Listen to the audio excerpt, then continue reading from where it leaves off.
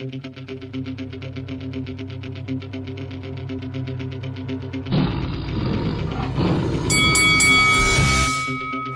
this is Carl the Cobra Frutch, and you're watching Lights Out. After 35 years of rivalry and two generations colliding against one another, the Eubank Benn saga finally comes to an end, and the Benns can finally say they've got a W over the Eubanks.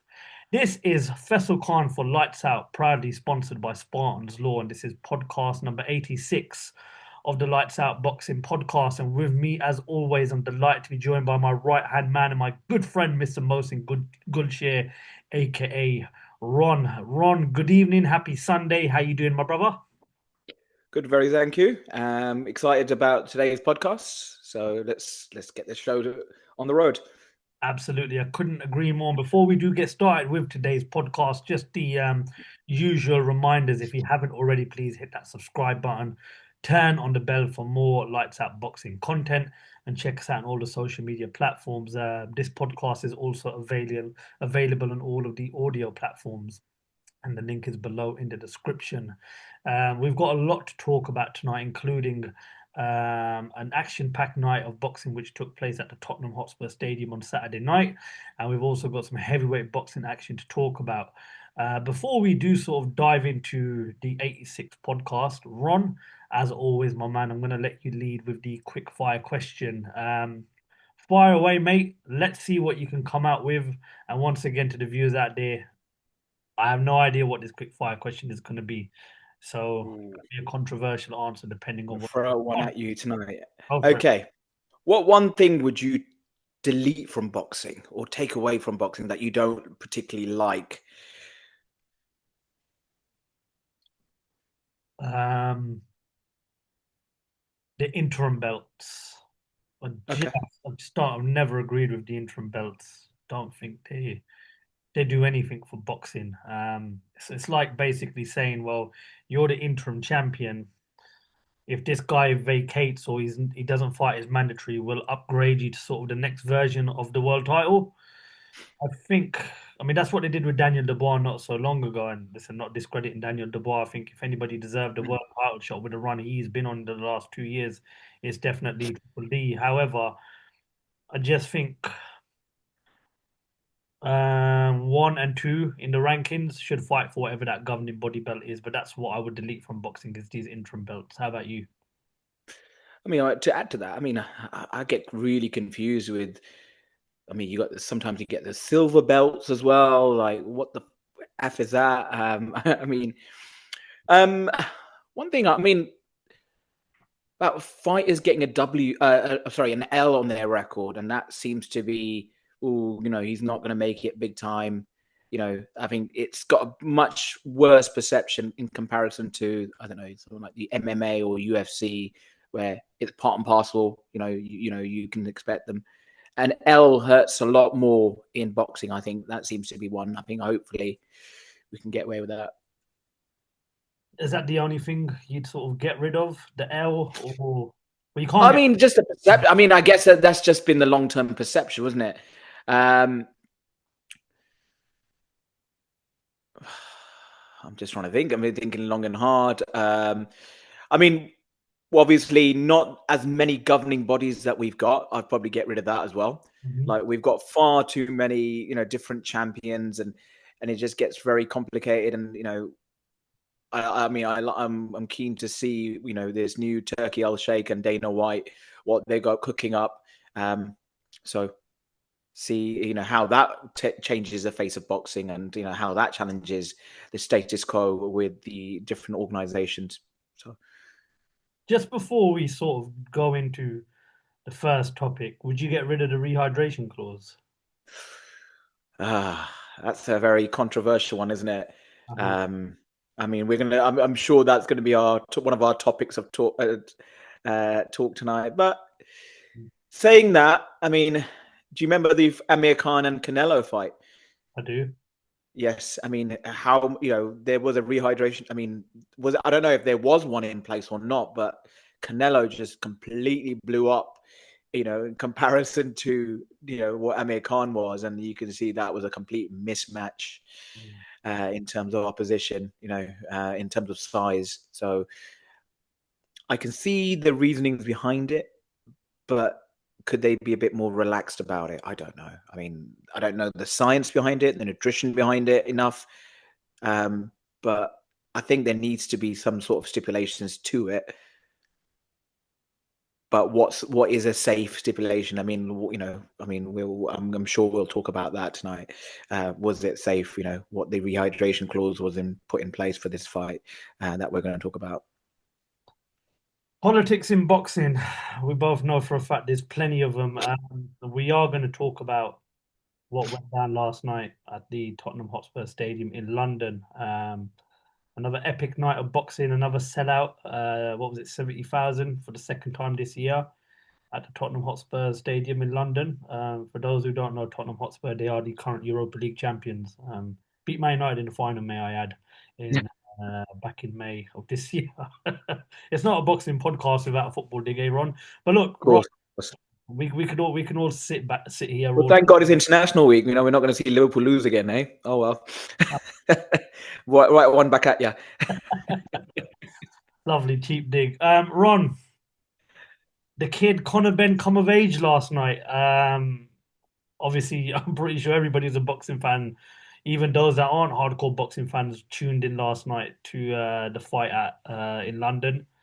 Conor Benn beating Chris Eubank Jr. in their highly anticipated rematch. Our Instagram and social media captions was Eubank won, Conor Benn won. But I did say at the start of this podcast, Ron, that saga's come to an end. And after 35 years of rivalry, of hatred, of controversy, and of two generations colliding with one another, Ron, is the Eubank Benn rivalry chapter finally closed? I'd hope so. I think we saw, two great nights of boxing. I mean, the second one wasn't as good as a spectacle as the first one, which we can agree on. It's one apiece. I don't know if I want it again. I don't know about you. I mean, whether you'd want to see a trilogy. That was going to be one of my quick fire questions, the best trilogies, and could we have another one? But it seems to be definitively ruled out by both parties, really. I mean, Conor Benn was very adamant that he was going to go back to 147, and question marks were left with Chris Eubank, what he was going to do next. He's going to heal and recover, which we were very surprised of how one-sided it was. And I'm going to let your listeners know that I did a little quick poll in our WhatsApp group, with Lights Out Boxing, and all of us said Eubank on points. Mm-hmm. None of us given Ben a chance, really. We just thought he'd be too strong for him again. But boy, were we wrong. And he did put on a really good performance. I mean, what are your thoughts on that? I want to touch back on something Conor Benn said during fight week. He turned around and said, I took Eubank Jr.'s soul in the first fight, and I think he was spot on. Listen, my honest opinion on it is that the better man won on the night, and I think for Eubank Jr., it's just one fight too many now. I mean, you look at Eubank Jr.'s career. I mean, he's been involved in some wars. I mean, the George Groves fight was an absolute shootout. The two fights with Liam Smith, and then obviously these two fights with Conor Benn. And this has been going on for 3 years, and a lot has happened to Eubank Jr. in that time. I mean, unfortunately his brother passed away. There's the falling out with his old man. There was the first ever. I mean, one thing we never questioned with Eubank Jr. was his chin, and Liam Smith knocked him out. He's been through a lot these last few years, and so has Conor Benn. Obviously, all the adversity, the problems outside of the ring. However, I'll go back to what I said: one too many fights for Chris Eubank Jr. and to constantly do it at 160 as well. I think Father Time finally caught up with Eubank Jr. last night. I'm not going to say anything about the rehydration clause. I mean, you can argue and scream about it until the cows come home. The bottom line is nobody put a gun to Eubank Jr.'s head and said you have to agree to a rehydration clause. He could have walked away. Just on the weight issue, do you think? I mean, were you surprised that he weighed less than Ben? I mean, after all that talk, when No, he came I'm on the not. scale on Friday night. No, I'm not. And the reason why I'm not surprised is when was the last time Conor Benn made 147? He's not been a 147-pound fighter since what? Van Herden, Algeria? So I I'm think not that's about 4 years ago. Yeah. surprised at all. I mean, what Chris Eubank Sr. was saying all these years, I mean, it's a point proven. I mean, the guy just looked drained. I mean, Eubank Jr., right? You criticize him all you want. He's an entertaining fighter. I don't care what anyone says. I mean, he always throws everything, including the kitchen sink, at every fight he's involved in. But the problem that you had last night with Eubank Jr. was he was flat. And I said Yeah. before the fight on my Twitter, I said, what we got from Conor Benn last night, I thought Eubank Jr. was going to do. I thought he would control the fight after the first 4 rounds. He would use his experience, and because he's got Bomac in the corner, he'll ease his way to a points decision. And it was the complete opposite. Actually, it wasn't complete opposite because Conor Benn dominated from round 1 to 12. I gave Eubank Jr.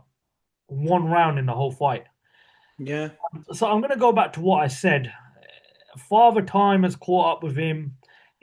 The first fight took a lot out of Eubank Jr. I mean, when you're 36 years old and you're involved in fights like that, it's going to catch up to you in the end. But listen, hats off to Conor Benn, a career best. Oh, 100%. You I mean, get look, from him. I agree with the points that you made. I think Ben looked a lot sharper technically. I think he was following a game plan. He stuck discipline to that. He just looked. I mean, the ring walks were quite telling for me. You know He what? just looked. Conor Benn's ring walk was good, but Eubank Jr.'s ring walk was on another level, in my opinion. No. I mean, I was reading more into the body language kind of thing. From what I saw, Conor Benn looked a bit more relaxed, a bit loose. In the changing rooms, he looked a bit more relaxed. He didn't give me that tense kind of demeanor that he had in the first fight. Eubank kind of looked the opposite for me. That was a little bit telling, and that was a little bit the worrying signs there. But obviously, look, I don't know what's going on, in the boxer's mind. That anticipation about going into war with someone like that. I mean, especially considering what happened in their first fight. I liked that Ben took the center of the ring. He was, in and out. He was using the jab really well. He established that jab really on. You kind of nailed it on his head. He was really flat. He just couldn't get going. There was no sort of fluidity about his work, and it was 1-2. There was not much combinations there, and I don't know. He just seemed a bit tentative. He was kind of fighting on the outside, and Ben used his youthful, speed and youth, to his advantage, I think, and really well. Eubank, yes, I agree with your scoring that, there was some points where he did land a few. I think it was the 8th round where he landed a few significant punches. I thought maybe here we go, that this is where Eubank comes in and he turns it on. But we were left wondering. We were left waiting for Eubank to kind of kick in, and I don't know. Maybe we thought, he had some sort of game plan, but it wasn't meant to be. And you were right. I think you've hit the nail on the head last night when he said on the WhatsApp group, he turned around and said, one thing he's never questioned is Eubank Jr.'s heart. And last night it looked like Eubank Jr. was just trying to survive. And he was very gun shy as well. I think he was scared of getting hit. I think Conor Benn earned his respect in the first fight because there were times where in that first fight, Conor Benn could have easily have taken him out, and vice versa as well. Sure. Eubank Jr.'s performance in the first fight was just as good as Conor Benn's was. But this is a man that I think has been involved in too many wars, that was competed at the same weight for a number of years. And this is a young man sport, in my opinion. I mean, we see how it's panning out with sort of the older heads in this sport right now. You look at some of the fighters in that division. I mean, Adames, we saw his performance against Hamza Shiraz. There's Lara, there's Janibek, and there's still good British fighters at 160. I can't see Eubank Jr. going up to 168 and doing anything because all the belts are held by Crawford. There's Canelo in there, and there's Well, young. Crawford's not going to be around forever. He's not gonna- but Yeah. It's what does Eubank Jr. do next? I mean, let's eliminate the question of a trilogy because I don't want to see it. No, I don't want to see it, but I think it was ruled out by pretty much both parties. You can read between the lines. Absolutely. I mean, it makes financial sense, but do we Yeah. want to see it? Does the public demand it? Not with that performance where it was In one-sided. all honesty, Ron, I wouldn't have had an issue if there wasn't a second fight because I watched the second fight on Wednesday night and I looked at that fight thinking, how on earth has Eubank Jr. even got the guts? I mean, look, you take your hats off to him for even wanting to do it again and do it at that same weight with the same clauses. He took a beating that night. Eubank Jr. I think was in hospital for what, 4 days? Yeah. And And I mean, Ben was apparently doing a 5K run the next day. Well, Conor Benn hit the nail on the head. He goes, I took his soul in that first fight. So I don't want to see a trilogy next. And I do think Eubank Jr., I think he's had a good career. I think he's made a lot of money. For a guy that's not held any of the major world titles, I know he's a two-time IBO world champion and everything, but for a guy that's not held any of the major world titles, he's had a very good career. He's made a lot of money and he's been involved in some big British domestic fights. Okay. Is now the Can I right just ask you a question on? Sorry to interrupt. Do you think there was something not right about Eubank Jr. on the night? I mean, he made no excuses. He didn't. He said the better man won, and I'm glad he said that. He was humbled. on social media. Go on it. Ben Shalom is in the press conference with him, and Chris Eubank Jr. leaves after making his comments. He goes, I'm not answering no more questions. I'm leaving now. And I think Ben Shalom starts talking about his camp, and Eubank Jr. stood in the back saying, Ben, leave it. Don't say anything else. So there might have been an issue in camp. I mean, you'll never know until a few weeks, months down the line. But look, let's give credit to Conor Benn and let's just say the better man won on the night. I mean, I don't want to look for issues outside of camp. I mean, in my opinion, his best career performance. It takes the shine away. Do you agree with? I mean, couple of questions. So, what is this the end of Eubank Jr.? Yeah. Yeah, I'd like to see him retire. I think he'll fight on. But personally, I think retire. I mean, I'd like to think it's not the end because I don't think he would want it to end that way. Where does he go, Ron? Look at the names I've just mentioned. The ceiling is definitely lower now compared to what it was if he had won that fight. Canelo, you've got Hamza Shiraz, you've got Janibek that Lara you could have got into with that division. What you saw last night, Ron, and I've just mentioned to you some of the names. Do you honestly think Eubank Jr. can beat any of those fighters? Personally, I don't think not that performance. No, 100% not. He's done. Done that fight. That first fight has completely taken the wind out of him. That's my opinion. Look, he walks away as a very wealthy man, from all the great nights he's given us.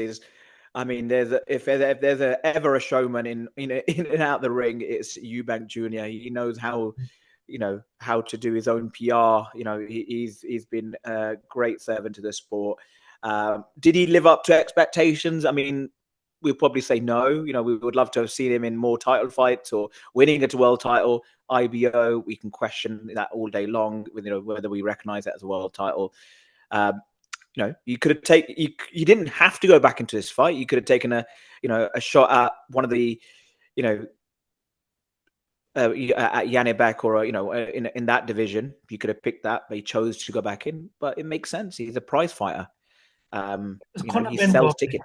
Where does Conor Benn go next? Well, that's. I mean, you made a good point earlier about Conor Benn. He wants to go back to 147. I mean, the last time he was at 147, which was 4 years ago, I heard.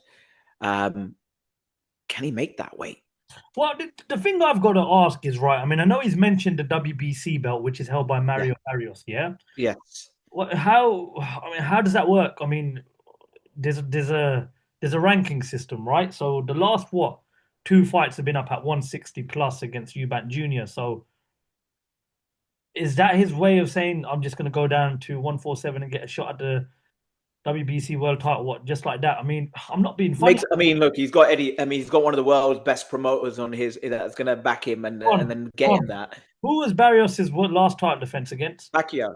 And when was the last time Pacquiao fought before that world title shot? In 2021 against Ugas, where he lost his world title. It's the nature of this sport. The I don't know.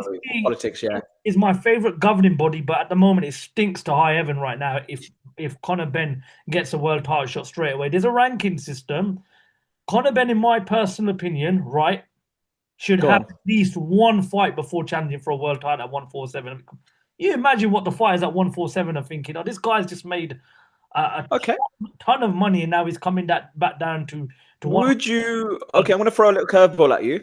Go on. Would you put him at 154 instead?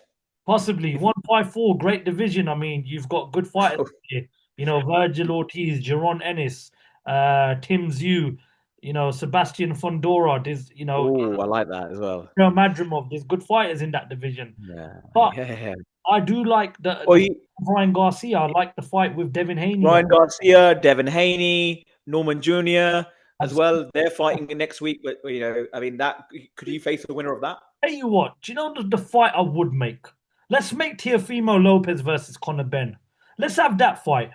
You imagine that press conference. What weight division? What weight? 147 pounds. You imagine Tia's old man in his corner, and then you imagine Conor Benn and Nigel in that corner. Let's make that fight. That's the fight to make. World title, no world title. Let's make that fight. Tio's on good run at the moment, so yeah. I'm not going to knock, you know, and that would be a stadium filler. I mean, there was another fight. I mean, that was proposed. I mean, we could have a British tear-up. I mean, with Lewis Crocker as well. Another good fight. Forget Ryan Garcia and forget Devin Haney. Let's make the Teofimo Lopez fight happen next. That's the fight I want to see. And I'm a big fan of the Lewis Crocker fight as well. I think Conor Benn would beat Lewis Crocker, but I would be a massive fan of the Teofimo Lopez fight next. WBC world title shot against Barrios probably does happen. It probably doesn't. But before we do move on, though, Ron, I've got to ask you the question again. Trilogy or chapter closed? My opinion, I'd like to see the chapter close. I don't want to see Eubank go through that again because it just was. I mean, Dave Allen made some real kind of sharp comment. That was gonna be my last question to you. What did you make of Dave Allen's kind of comments about that? You know, he didn't really rate that performance because he goes, look, you know, Eubank was a shell of a man. You know, he didn't. You know, it's, you know, he's past it. He's shot as a fighter, and I don't want to see that happening again, especially at 160. I mean, he looked. I mean, we're going to have this whole debate about, you know, weights and 160. Is it, you know, is he making it? Well, he made it, you know, and I don't want to see it. I want to see it as chapter close. What did you make of Dave Allen's comments before we move on? I mean, do you agree? I couldn't agree more. I couldn't disagree on what Dave Allen said. I mean, at the end of the day, this is a guy that's been campaigning at the same weight for how many years, and he's been doing all these rehydration clauses. I mean, you see the videos of him, you know, on the day before the fight when he's got towels and blankets around him, you know, trying to make weight. You know, God only knows what that does to a man's body, you know. And I think I was worried he's going to get fined for that because he get fined for use of sauna that's prohibited. Well, he lost a lot of money in the first fight. 10,000, I think he lost for using sauna. I can't remember how much it was.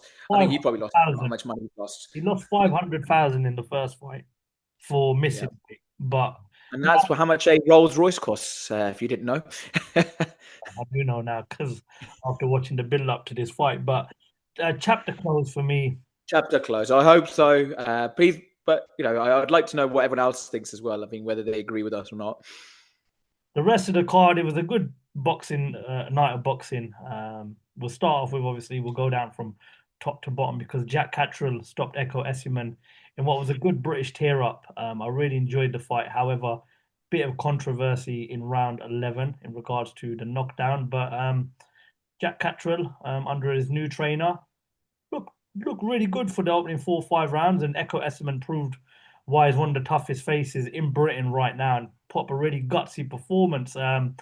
Jack Catterall, really, really good win. He needed that win, especially after what happened with Josh Taylor and defeat to Arnold Barboza Jr. We can never really tell where he was at after the win against Eubank due to that fight getting stopped. Are you sort of happy with what you've seen from this new version of Jack Catterall? Because there's a lot of fighters, well, sorry, there's a lot of people in the past that have said Jack Catterall's not really as exciting as a British fighter should be. However, I thought that was probably one of his most exciting fights last night, given the fact that there was some controversy in the ending. No, I thought, one of Catterall's cleanest performances, boxed like he had a point to prove, and hopefully this win, kind of pushes him on once again into world title contention. Yes, it was a setback, that Arnold Barboza Jr., but this is, the best performance that he's had since the Josh Taylor performance. I thought it was a fight of two halves, if I'd be honest. We saw Ekow get dropped early on in the fight. It was a heavy knockdown. I don't know what you thought of that. Ekow looked out on his feet. He was kind of surviving.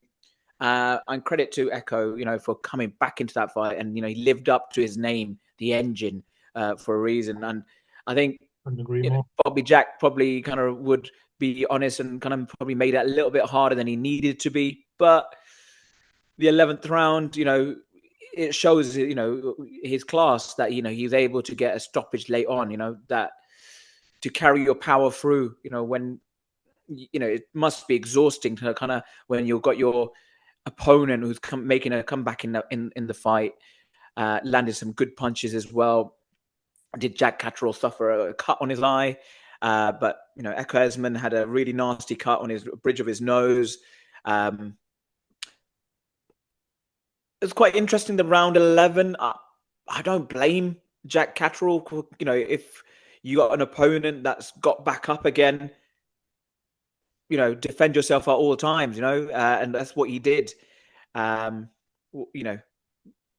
do you make of it? I mean, they said that the referee maybe should have been a lot more closer to the action, so he could have stepped in, and broken up the fighters, which allowed, obviously, Catterall to land that kind of punch which dropped him. But I don't think it was a heavy punch per se, that first initial knockdown.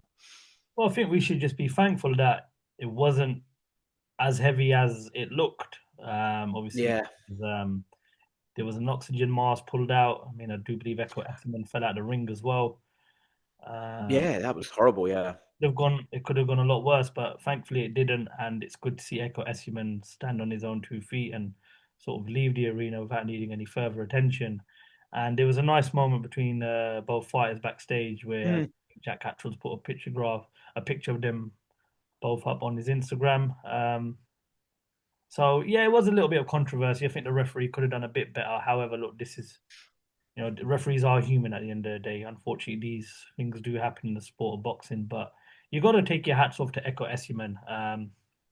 He lost the British title, I believe it was 18 months ago. And then obviously he has his career best win against Josh Taylor, and he gets in a big fight like this. So he earned that. He earned that fight, man. Yeah, he deserves it. I just want to add about Jack Catterall, and respect to him. He didn't start celebrating, like as he would have done. He got down on his knees, just wanted to make sure that, Ekow, it was a heavy blow, heavy knockdown, and, falling out the ring in that fashion. And I'm glad they called it off as soon as, and so he could get the right medical attention. And, and from what I saw afterward, he came back to the event afterwards. So he was well received, and glad to see.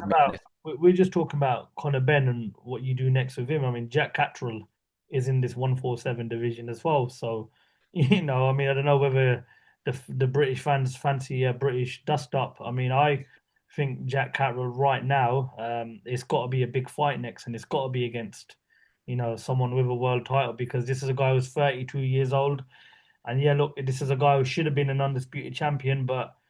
Okay, got a question for you. Is he higher up the rankings for a world title shot compared to Conor Benn, who hasn't been fighting at 147? Well, yeah, in my opinion, he is. But obviously, we know how boxing works. But look, Jack Catterall's 32 years old now, and without sounding harsh or anything, can't keep on crying about what happened in the first fight with Josh Taylor. Yes, he should be an undisputed champion, and yes, he should have fulfilled his dream. However, He's gone over to a new trainer now. He's left Jamie Moore, and he looked good last night. But there are a lot of things to improve on. I thought for a man that was comfortably in control of the first half of the fight, he made it a lot harder than he should have.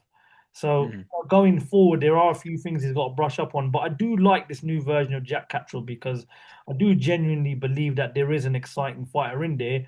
However, 32 years of age, teaching old dogs new tricks and that saying.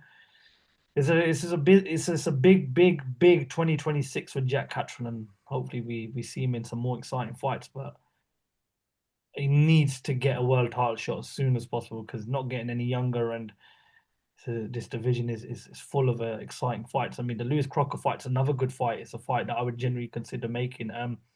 Also on the card was Adam the Hitman Azim, or Adam the The assassin. Sorry, Hitman is Hassan's. Yeah, the assassin last night dominated Kurt Scoby. Really good performance from. It's Scoby. I mean, people just keep on saying Scoby, but it is Scoby. Well, look, one of the most interesting things about fight week was the build up to this fight. I mean, we know Kurt Scoby was a replacement for Azim's original opponent.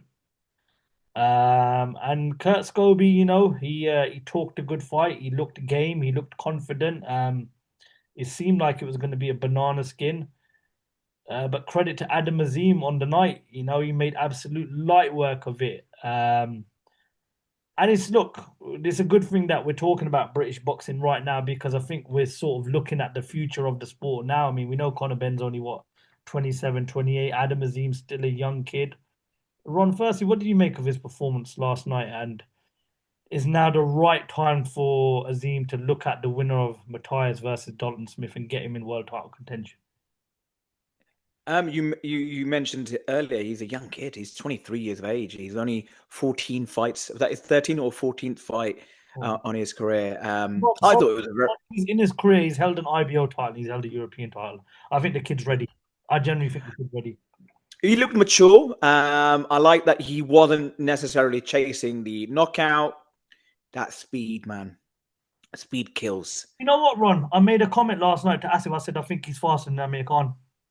Yeah, I wouldn't discount. I mean, Amir Khan had hand speeds like nobody, so that's a big compliment. If that is true. I think my next question was, if he's ahead or behind in his schedule in his development. I'd like to, and I get it from your response earlier. You said that, he should be fighting Dalton Smith next. I'd like to see Adam Azim busier, having more fights. There's big gaps. I don't know if that's a promotional issue or, opponents pulling out or what it is. I'd like to see him busier, get more fights. He's only 23. I'd like to see how he gets in with few, and I'm glad that he had that fight where he's not blowing out opponents out, early rounds. He got 11 rounds in and he's got a late stoppage. That was rare, and he dominated that. I don't think he gave up a round in that whole fight. That jab. His career, sorry to disturb you. If you look at the guy's CV right now, yeah, he's fought Ryland Charlton, he's fought O'Hara Davis, he's fought a tough son of a gun in Sergei Lipinets, he's won a European title, he's won an IBO title. That's a lot of experience for a guy who's only had 14 fights. Let's stop pussyfooting about. We hope Smith beats Subriel Matias for the WBC super lightweight title. And let's make that fight. A fight can sell out a stadium. Sheffield, O2. Let's not pussyfoot about anymore. With the influence of his excellency, I'm telling you now, Ron, that fight happens next year. That's the fight I want to see next for Adam Azim. And that's the fight. Look, Dalton Smith wants it. Adam Azim wants it. Eddie Hearn wants it. Of course he does. But then does Ben Shalom want it? That's the thing.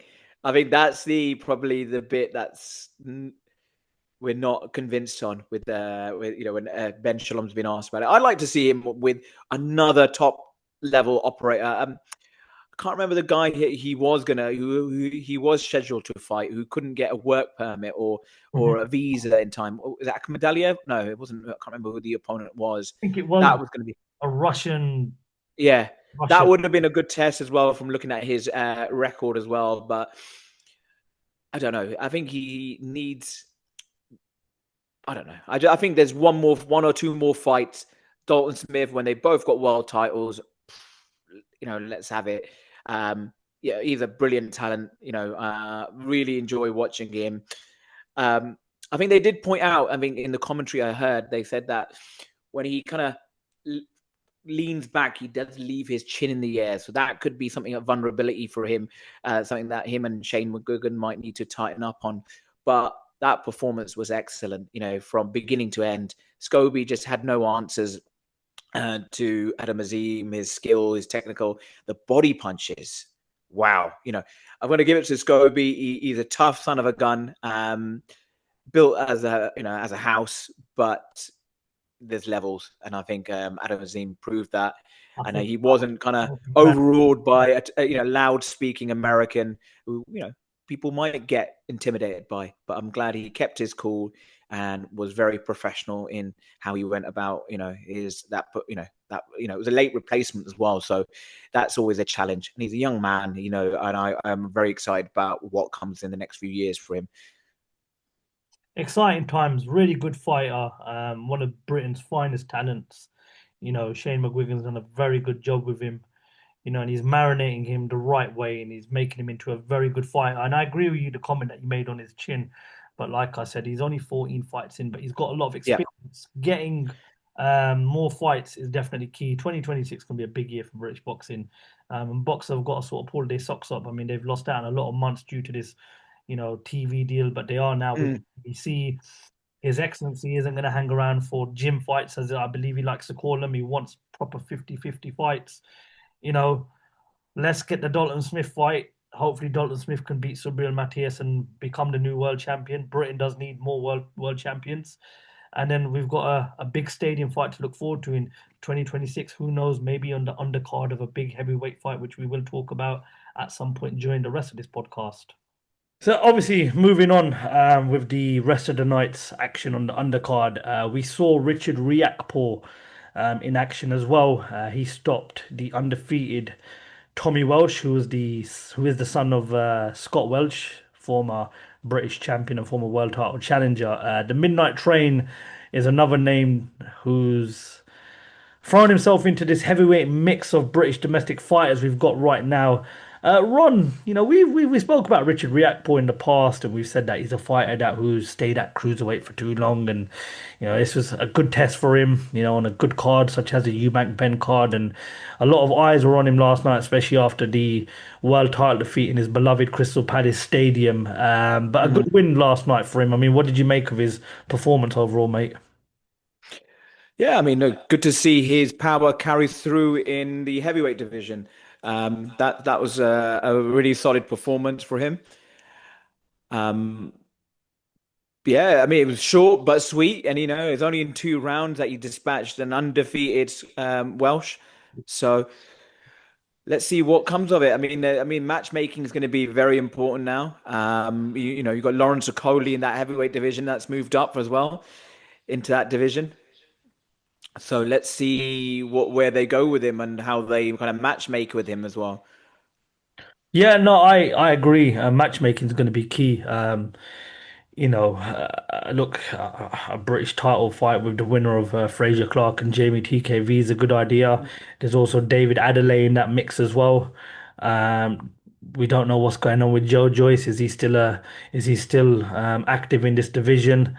But I agree with you, and I agree what the panel on the Zone broadcast team said last night. I think a fight with Lawrence Okoli is a perfect fight to make. I mean, there's a bit of needle there between those two. We saw what happened at the Creed premiere when they had to be separated due to an altercation. But Richard Riakporhe, I mean, he's 36 years of age, and he stated during fight week he stayed at cruiserweight for too long, and this is an exciting heavyweight division right now. It is ruled by one man and one man only, and that is Alexander Usyk. But belts are going to be vacated at some point.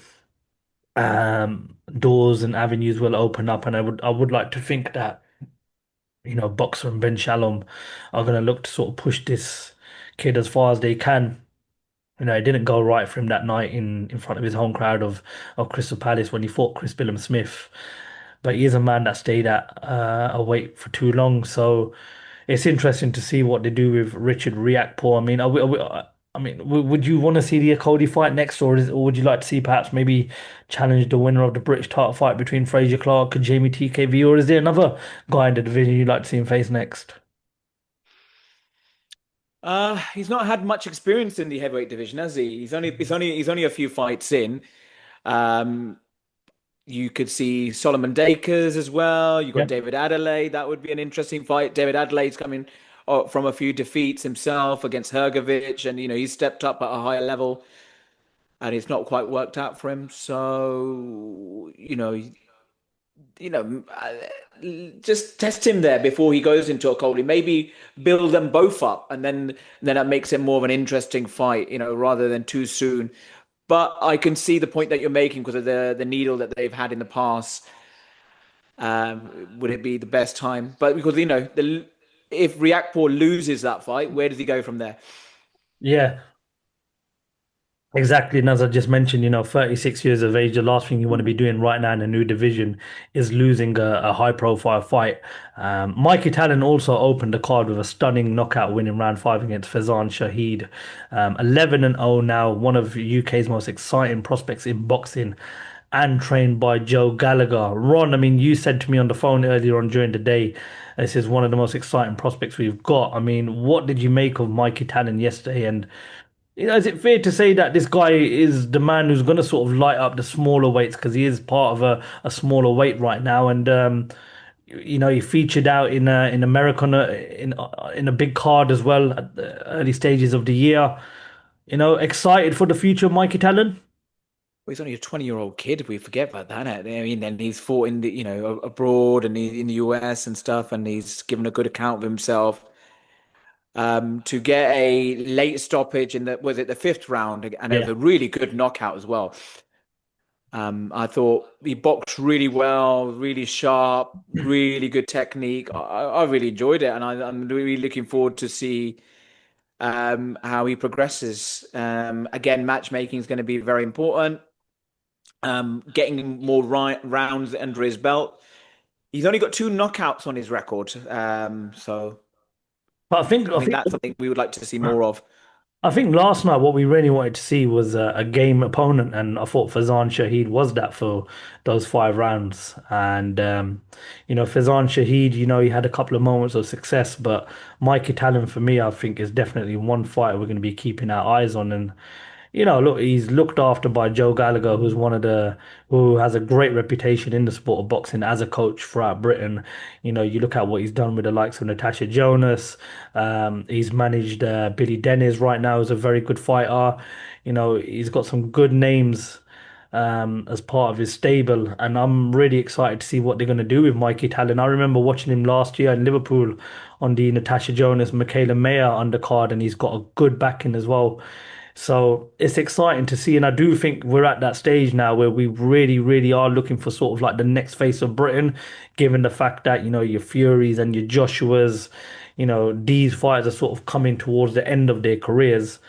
Mikey Tallon's career is only beginning, and to be featuring on these big Riyadh season cards and getting the sort of you know publicity that he needs, I think it's gonna do wonders for the kid. I mean, you mentioned two knockouts, but I'm a fan of fighters getting many rounds under their belt, going into sort of deep waters, because when they do start challenging for titles and world title eliminators and obviously world title fights, this experience that they're taking at the early stages of their career will follow them into the next stage of their career. And like I said, to be with Joe Gallagher, who is a coach that I highly rate, is only going to do wonders for his career. All in all, just a great night of boxing, and we'll look forward to next week's card where Anthony Yard takes on David Benavidez, David Haney versus Brian Norman. So there are some great fights to look forward to, and this is what Riyadh season does. We're going to have to talk about a couple of rumors that are going around social media right now, and obviously one of the hottest topics in boxing is that Eddie Hearn said that his team, along with Anthony Joshua, are in talks. Yes, are in talks with Jake Paul's team for a huge. Don't even know if you call it a huge, for a heavyweight fight in December in Florida. Ron, Where do you stand with all of this? I don't know what to make of it really. It was something that was touted earlier on in the year, and then Eddie Hearn mentioned it and they dismissed it. But if Jake Paul was to step in, I don't know how that's going to finish and how he's going to be on the wrong end of a real bad hiding from an experienced world champion, in Anthony Joshua, what he would do to him. Anthony Joshua is an actual active heavyweight, not like the old fighters or retired fighters like the Mike Tysons who are in their well into their 50s and coming back, or ex MMA fighters. This is a real deal, man. You're kind of stepping in the ring with. But I mean, is it going to harm his legacy? That if he takes this fight, I mean, didn't really affect Mayweather when he fought against Logan Paul. So we can draw little parallels there. I don't know. I mean, then it was quite interesting with Turki Alalshikh with what he was saying about the plans for 2026 and two big undercards that they had and in plan in London next two in one in February and one in In September, September. I'm hearing. Yeah. Look, Ron, I'm just going to be honest with you, mate. I'm not a fan of it. No. It's high risk, low reward, in my opinion. I mean, I'm not being funny or anything, but you can't sit there and question Jake Paul's CV and question what his role in the sport of boxing is, and then have your one of your biggest names on your stable negotiating a fight with him. I think it's very hypocritical of Eddie Hearn. Look, I get the fact that it's going to make money, and I get the fact they're going to see it as a takeover fight. But why is everybody for this fight, but everybody, including myself, slagging off the Francis Ngannou Tyson Fury fight? It just doesn't make sense. Why? If you're Anthony Joshua right now, you don't need the fight because you're going to make a lot of money from it. You don't need the money because you've already made a huge ton of money in the sport. There are so many good fights out there for Anthony Joshua. This does nothing for his credibility. And I just think if he does fight Jake Paul, and if Jake Paul beat him or landed a shot sent from the gods, that would ruin Anthony Joshua's legacy in boxing. And no, I don't want to see it. But again, there's that saying: if it makes money, it makes sense. So I'm Um, not a fan of it. I'm not a fan of it whatsoever. Will I watch it? Absolutely, but there's no credibility for I it. heard Eddie Hearn on, with Simon Jordan, and he said that they were looking at an opponent, not someone well known, but as a top 100 opponent that for Anthony Joshua to get a run out. And I was like, why top 100 opponent? Why not something a bit more higher? Someone who's going to give Anthony Joshua a bit, he hasn't been in the ring for almost over a year now. And then Jake Paul comes along into the picture, and the what he would get from a Jake Paul fight, it's astronomical figures. So it makes sense in terms of money for a promoter and for Anthony Joshua to take that fight and to get that Netflix money. No, do you know what? You personally, I say him, Anthony Joshua, and Tyson Fury should just fight each other next. They've both not. I mean, Joshua's not fought for over a year, and it's coming up to a year for Tyson Fury. His last fight was last December when he lost a rematch to Alexander Usyk. Fuck it, just March, April, throw the money at him and let him have it out. Sounds like it's going to be September. Well, do we want to see Anthony Joshua, Jake Paul? No. Do I want to see Anthony Joshua fight a top 100 ranked opponent for 8 rounds? No. You just said there's so many names in the division right now that he could fight, and I couldn't agree more with you. I just think, look, I'm not a promoter, I'm not His Excellency, but if I was His Excellency, what I would do is say, look, you don't need to fight Jake Paul, and you don't need a warm-up fight. You're both two-time world champions. You're not the face of the division no more. Once upon a time, you may have been.